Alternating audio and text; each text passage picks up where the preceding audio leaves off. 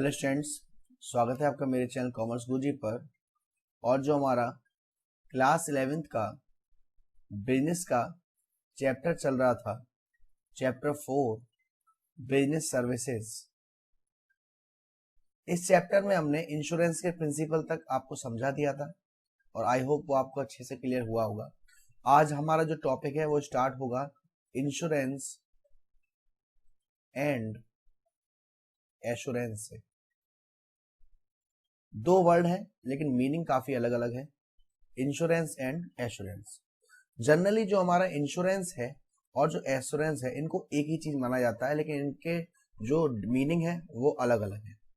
Assurance का मतलब होता है वो कॉन्ट्रैक्ट जहां पर आपको जो पैसा मिलेगा अभी या बाद में, लेकिन इंश्योरेंस में जो पैसा मिलेगा वो आपको जब ही मिलेगा जब आपको लॉस होगा। मीन्स टू से एश्योरेंस का मतलब है अगर आपको लॉस होगा तो पैसा मिल जाएगा, लॉस नहीं हुआ तो जब टाइम ओवर हो जाएगा तो मिल जाएगा। लेकिन इंश्योरेंस में पैसा कब मिलेगा? जब आपको लॉस होगा। फॉर एग्जाम्पल, आपने फायर इंश्योरेंस ले रखा है, आपने फायर इंश्योरेंस ले रखा है। अब जब आपको आग से या लॉस बाय फायर होगा तभी तो पैसा मिलेगा, लॉस बाय फायर नहीं होगा तो पैसा नहीं मिलेगा। अब मान लो आपने लाइफ इंश्योरेंस ले रखा है, लाइफ इंश्योरेंस ले रखा है 10 साल का।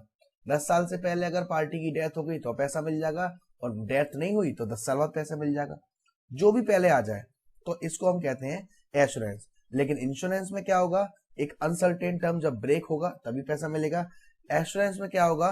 रिस्क रहता है, जो भी पहले आ जाए, चाहे पर्सन की डेथ पहले आ जाए या टाइम पूरा हो जाए। ठीक है ना? तो ये दो वर्ड होते हैं, इंश्योरेंस एंड एश्योरेंस। तो इंश्योरेंस का मतलब क्या है और थोड़ा डिटेल में थोड़ा पढ़ लेते हैं।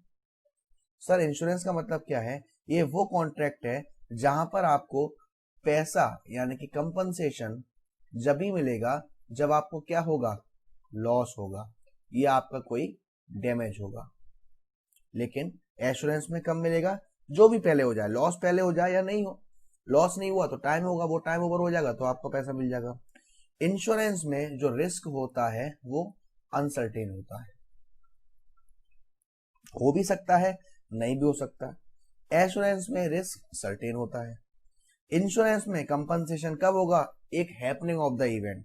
मान लो फायर इंश्योरेंस से आग लगेगी तभी पैसा मिलेगा, लेकिन एश्योरेंस में ऐसा नहीं होता, चाहे वो हैपन हो या ना हो। जिसका एग्जांपल है क्या? Life insurance. तो ये क्लियर हुआ होगा आपको। अब मैं थोड़ा आगे समझाता हूं। हमारे जो इंश्योरेंस होते हैं इनके टाइप्स होते हैं, टाइप्स ऑफ इंश्योरेंस। थोड़ा सा हल्का सा बैकग्राउंड चेंज करते हैं, कुछ और ट्राई करते हैं। चलिए, types of insurance. Type of insurance में हमारे 4 टाइप के इंश्योरेंस होते हैं। एक होता है हमारा लाइफ इंश्योरेंस, एक होता है फायर इंश्योरेंस, एक होता है मरीन इंश्योरेंस। सारे इंश्योरेंस के बारे में समझेंगे। और एक होता है हेल्थ इंश्योरेंस।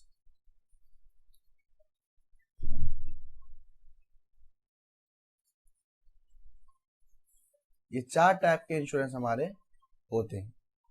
अब हम लोग क्या देखते हैं? आपने देखा लाइफ इंश्योरेंस। लाइफ इंश्योरेंस का मतलब क्या होता है?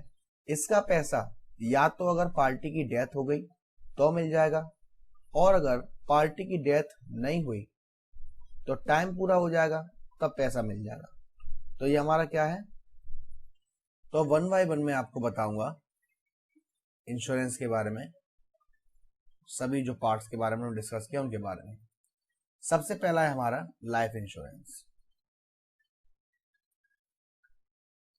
लाइफ इंश्योरेंस मैंने क्या बताया? ये इंश्योरेंस नहीं है, ये क्या है?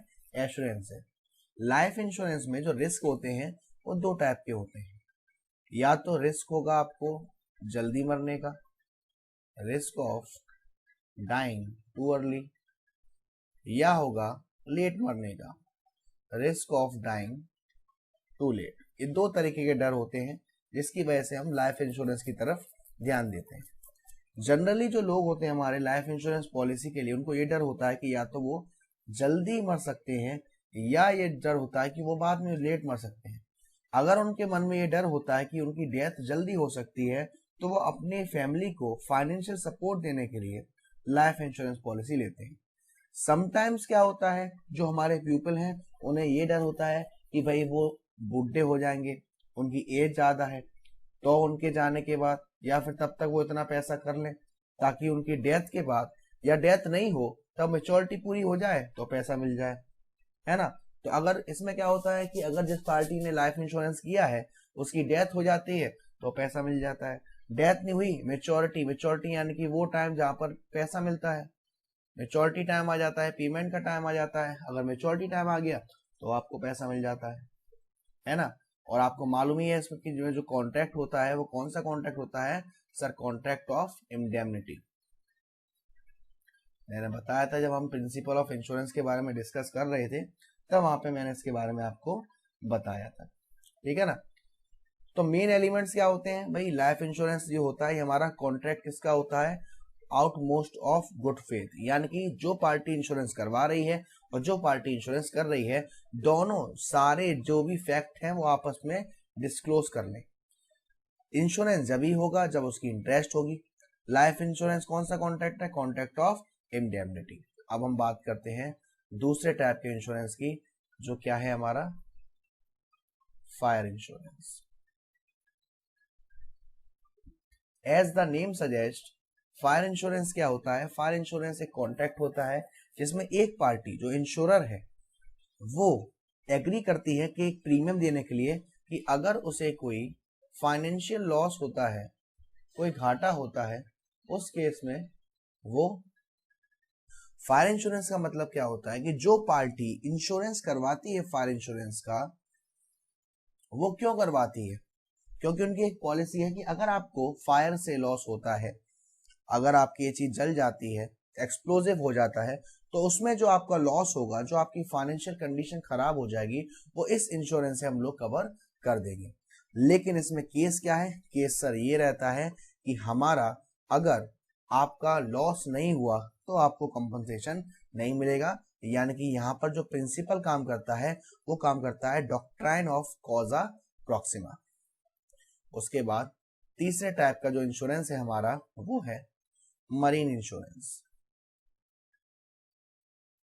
मरीन इंश्योरेंस, मरीन इंश्योरेंस में क्या होता है, ये कॉन्ट्रैक्ट होता है जो कि डिफाइन करता है जो हमारे अरेंजमेंट है किसके लिए किया गया है ये अरेंजमेंट। अब मरीन इंश्योरेंस में क्या होता है कि आप कोई शिप लेके जा रहे हो, शिप डूब गई, वहां कुछ भूकंप सा आ गया, स्टॉर्म आ गया, शिप सिंक हो गई, सीज हो गई, इन सभी को कवर करने के लिए ये सारा इंश्योरेंस कराया जाता है। बेसिकली आप कह सकते हो कि मरीन इंश्योरेंस जो शिप ओनर है, कार्गो ओनर है, इनके द्वारा कराया जाता है। ये हमारे जो इंश्योरेंस होते हैं इनको हम अंडर राइटर्स भी कहते हैं। ये एक पर्टिकुलर सम देते हैं जिसको आपको मालूम है प्रीमियम कहा जाता है। लेकिन जो हमारा मरीन इंश्योरेंस है इसमें भी काफी अलग अलग तरीके की पॉलिसी होती है। एक होती है कार्गो इंश्योरेंस, कार्गो इंश्योरेंस, एक होता है हल इंश्योरेंस और एक होता है फ्रेट इंश्योरेंस। तीनों में क्या क्या फर्क है, ये होता है जो कार्गो इंश्योरेंस, इसमें क्या होता है जो भी हमारे गुड्स हैं जो शिप में है या हमारी पर्सनल चीजें हैं, पैसेंजर हैं, क्रू हैं, इनके लिए जो इंश्योरेंस होता है तो वो हमारा कार्गो इंश्योरेंस होता है।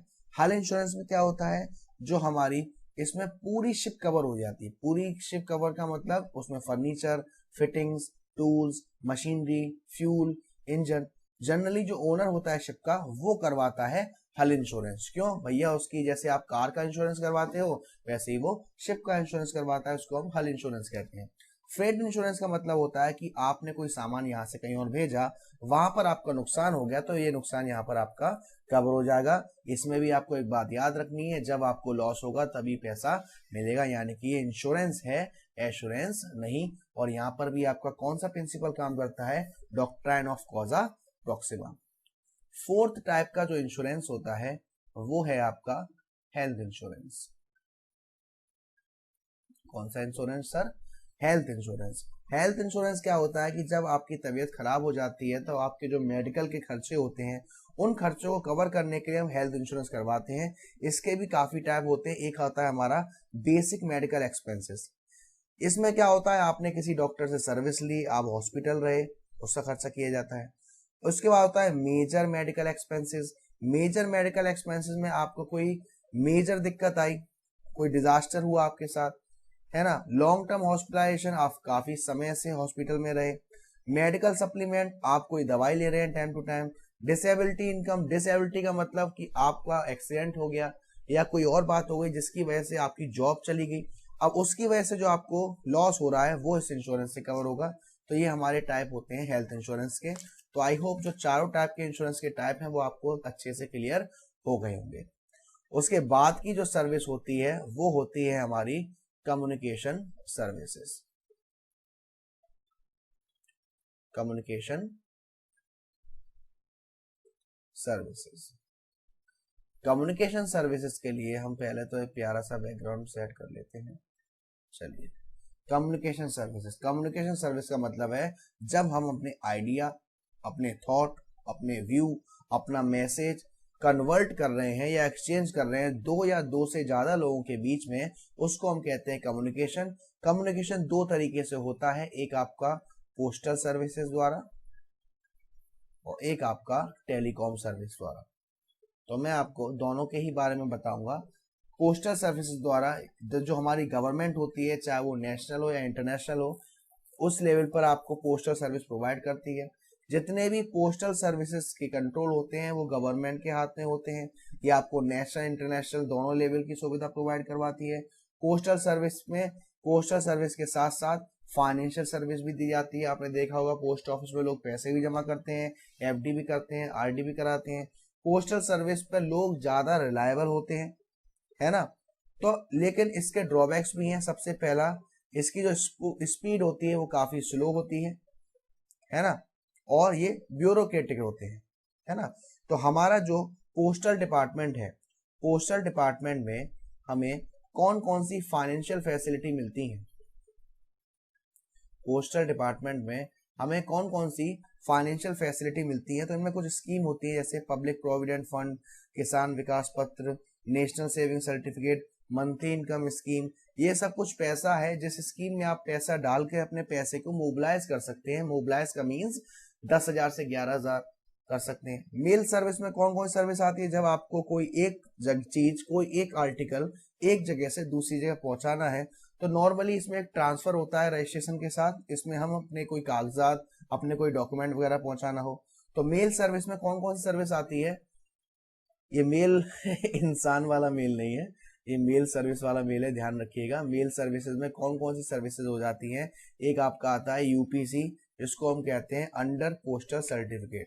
Under postal certificate rarely use किया जाता है इस सर्विस पर, है ना। जब कोरियर सर्विस से पहले से यूज किया था, जहाँ पे हम कोई चीज अपने पार्सल में डिलीवर करते थे, है ना, और इसकी कॉस्ट भी काफी कम थी, 1 रुपये या 3 रुपये थी, है ना। सेकंड हो जाता है हमारा रजिस्टर्ड पोस्ट, जो मेल सर्विस द्वारा दिया जाता है रजिस्टर्ड पोस्ट। कभी कभी क्या होता है कि जो हमारा स्टैंप होता है उसके साथ एक एनवेलप भी होता है जो हमें डिलीवर करना होता है किसी एक जगह पर, यानी कि वो रजिस्टर्ड है कि इस चीज को हमें इस एड्रेस पर पहुंचाना है, ठीक है ना।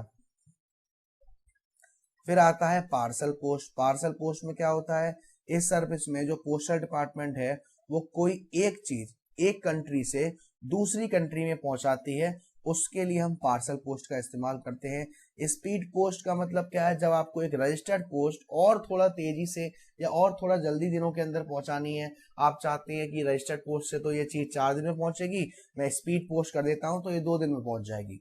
उसके बाद कोरियर सर्विस। कोरियर सर्विस में हम डेस्क टू डेस्क सर्विस देते हैं। और लास्ट आपका अदर सर्विस जैसे इंटरनेशनल मनी ट्रांसफर, ई बिल पोस्ट फैसिलिटी, ये सारी चीजें। तो ये चीज तो आती है हमारी पोस्टल सर्विस में। अब मैं आपसे बात कर लेता हूं आपकी telecom services. Telecom services, telecom services हमारी बिजनेस की एक बैकबोन है। क्यों, अगर टेलीकॉम नहीं होगा तो हम किसी से अच्छे से कम्युनिकेट नहीं हो पाएंगे। हर बिजनेसमैन का जो भी सपना था वो सपना ही रह जाता अगर हमारे पास ये टेलीकॉम सर्विस फैसिलिटी नहीं होती। काफी सारे डिपार्टमेंट है जैसे आईटी, इलेक्ट्रॉनिक, मीडिया इंडस्ट्री। अब हमारा जो गवर्नमेंट है उसने ये जो टेलीकॉम इंडस्ट्री थी वो 1999 में स्टार्ट करी थी ब्रॉडबैंड पॉलिसी के साथ, है ना। काफी सारी सर्विस दी जाती है। सबसे पहला एक होता है सेलुलर मोबाइल सर्विस।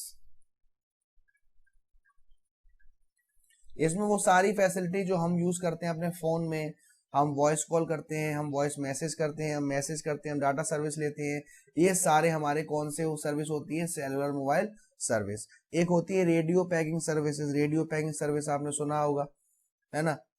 इसमें क्या होता है, इसमें किसी ट्यून द्वारा सर्विस को ट्रांसफर किया जाता है ना, कोई न्यूमेरिकल वैल्यू में।